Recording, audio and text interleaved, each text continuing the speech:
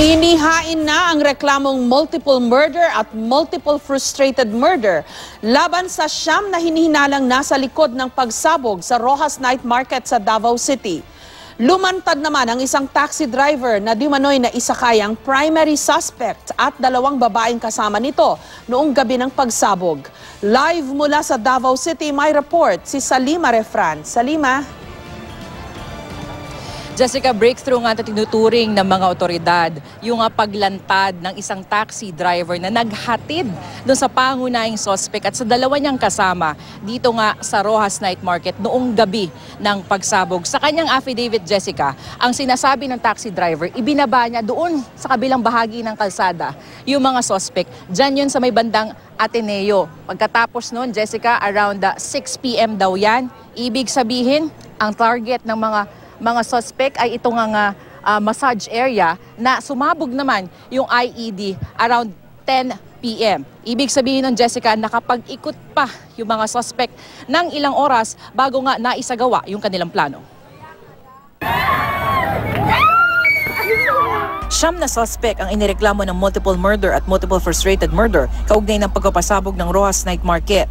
Bukod sa prime suspect na nag-iwan ng bag na may lamang IED, ang tatlong lalaking ito ang naging lookout niya. Minanmanan at sinipat daw nila ang lugar bago ang pagpapasabog. Ang una, nasa 5'5" ang taas, 38 hanggang 40 ang edad, maskuladong pangangatawan at maputi. Ang pangalawa, nasa 5'7" ang taas, higit 30 taong gulang, payat, maputi at may manipis sa bigote. Ang ikatlo, 5'5" ang taas, 30 hanggang 33 ang edad, payat at maputi. Lahat sila nakasuot ng t-shirt at nakamaong na shorts. Meron tayong mga tinatawag na parang reconnaissance. So sila yung tumingin ng area. The other one engaged himself sa massage. They displayed suspicious Isang taxi driver naman ang lumapit sa pulisya para magbigay ng impormasyon sa pangunahing suspect na naisakay daw niya kasama ang dalawang babae. Sa affidavit ito, sinabi niyang pinikap niya ang lalaki sa may Ecoland Terminal sa pagitan ng alas 5 at alas 6 ng gabi. Nakasuot daw ang suspect ng bonnet at face mask. Sumakay sa passenger seat ng taxi at magpapahatid daw sa Rojas. Sinabi din niyang may mga kasama pa siya. Sumakay ang dalawang babae. Pinag-uusapan daw ng tatlo ang massage area sa Rojas Night Market. Narinig daw niya mga sinabi din ng babae kung nasaan ang bag. Sagot ng lalaki, okay na ang bag. There have been some communications na i-reduce into writing ng ating witness talking about bag. Very positive on how he corroborated the testimonies of our earlier witnesses. Tinanong daw ng lalaki ang driver kung malayo ang Rojas at sinagot niya ito na malapit lang pero matraffic. Narinig daw niya ang babae na nagsalita na, Kuya, ingatan mo ang bag. Pagdating sa Rojas, tinanong daw siya ng lalaki kung nasaan ang massage area. Sabi niya, sa may harapan. Nagtanong daw ito ulit kung maraming tao doon. Sigurado raw siya sa pagkakatanda niya sa mukha ng lalaki dahil naubo raw ito sa biyahe at pinagbuksan niya ng bintana. Sa puntong ito, hinubad daw ng lalaki ang face mask nang dumura sa bintana. Nakilala raw ng lalaki ang suspect sa mga litrato pinakita ng pulisya. Kwento naman ng ibang saksi, may isa pa raw babae na kakaibang kinilos bago pa man ang pagsabog. Ito yung tumakbo na even the blast, hindi pa nangyayari yung blast. Parang alarmed na siya na something will happen.